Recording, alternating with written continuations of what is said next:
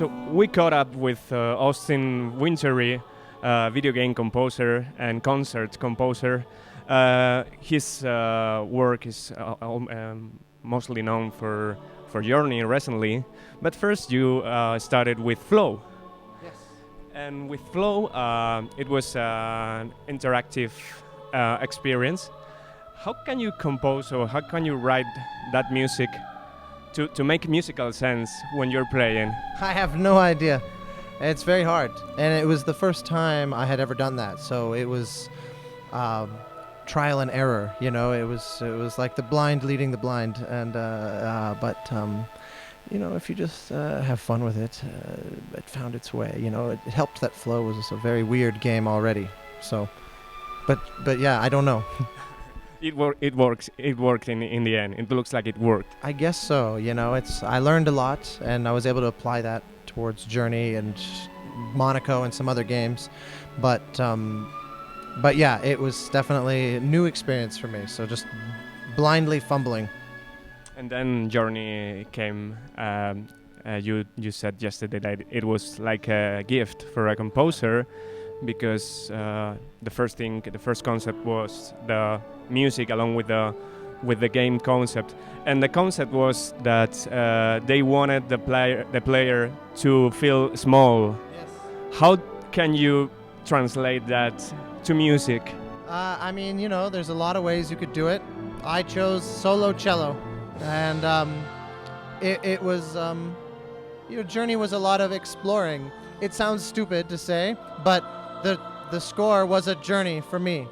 It's, you know, ignore that pun, but it was 3 years and a lot of experiments and trials and throwing things away and hoping no one ever hears them, and then, you know, playing the game a lot as it was being developed and really feeling the way players are supposed to feel and trying to figure out how that translates into music, which, you know, I have no good answer for how to do that. It's just trying. It's like cooking. You know, if someone says, I want it to cook, I want it to taste, you know, intimate. What does that mean? You know, it's like, oh, try this, try that, and you find your way there.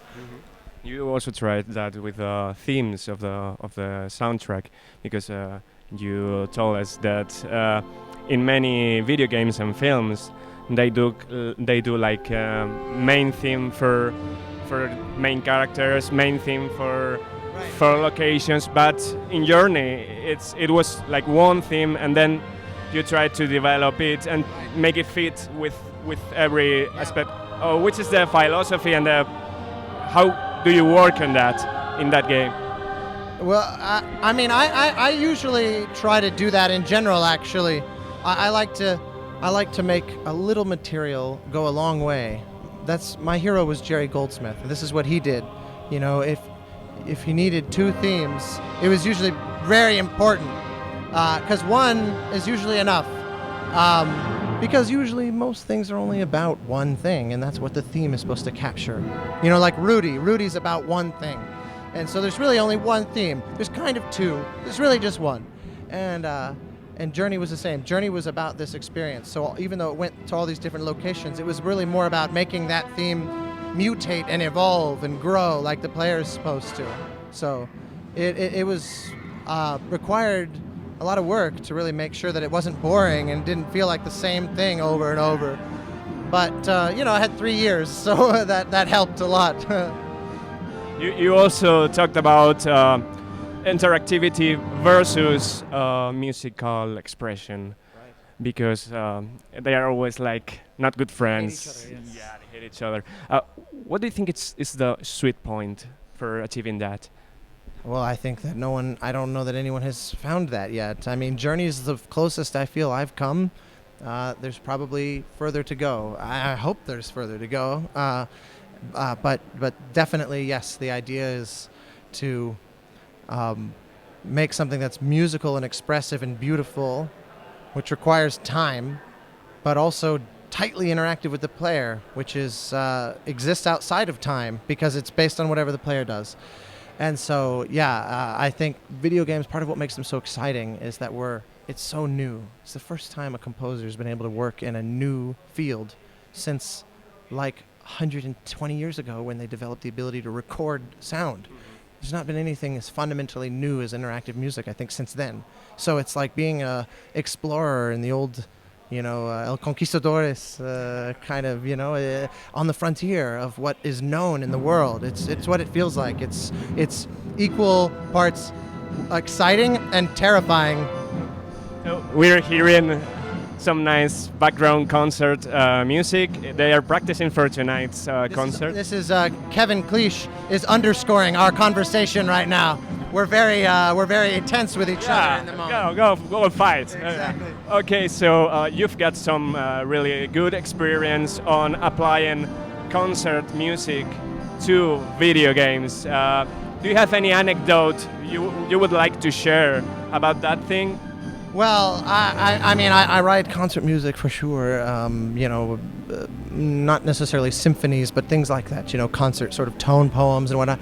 And while I was working on Journey, I did a sort of a mini cello concerto called Woven Variations that was finished a year before Journey was finished, almost a year. And so I wrote all this music in it that was never even meant for the game. It was meant to just kind of be like a little, like if you're going down a street and you see a little flower shop you want to stop at and just take a little side trip and then you go back where you're going. And maybe you take some of the flowers with you, but otherwise it's just a little... It ended up being one of these like side trips where then I ended up just going that direction, which was not what I expected. And so, and the game developers really responded to the piece, and it changed the score, which was not the plan at all, but it was just one of those funny situations that happened. Great. So talking about concerts, I guess you're taking part on tonight concerts. I've heard we're going to listen to the apotheosis of the Journey. How is that piece, and what can we expect to hear tonight? Well, it'll be apotheosis and also the end credits aria, which is called I Was Born for This. They'll do both, which I'm very excited, very grateful for David and Sergio and for wanting to do this, and all of the Playfest organizers. It's very exciting, and it's fun to hear it live like this. Also, I changed the piece a little for this concert, and so it's be fun to hear it in a slightly new way, subtly. To most people to sound the same, but there's little changes. Can't help it. It's never finished. Looking forward to it, and also for the special collection for Journey, because it comes with the original soundtrack and we can enjoy it. Yeah, and we did commentary tracks which are fun, where we played through actually Flow, Flower, and Journey, all of them, and we filmed it. So you watch it like a movie that's like an hour and a half long, and we just tell stories as we go through and talk about the music and talk about the art and the design, and the engineer was talking. It's really fun. I don't know who would watch that, but we loved doing it. It was really fun. When can we expect Austin Wintory's music to feature in a game again? There's a game coming called the Banner Saga that I'm starting on, that I'm really excited about. The Monaco is also a game that I'm finishing, that I've been working on almost a year now. And I actually just finished a game called Horn, which will come out on iPad. And it was, I think, the first time anyone's ever recorded a live orchestra for an iPad game. And we did it in LA with the Hollywood Orchestra, and it's a lot of fun,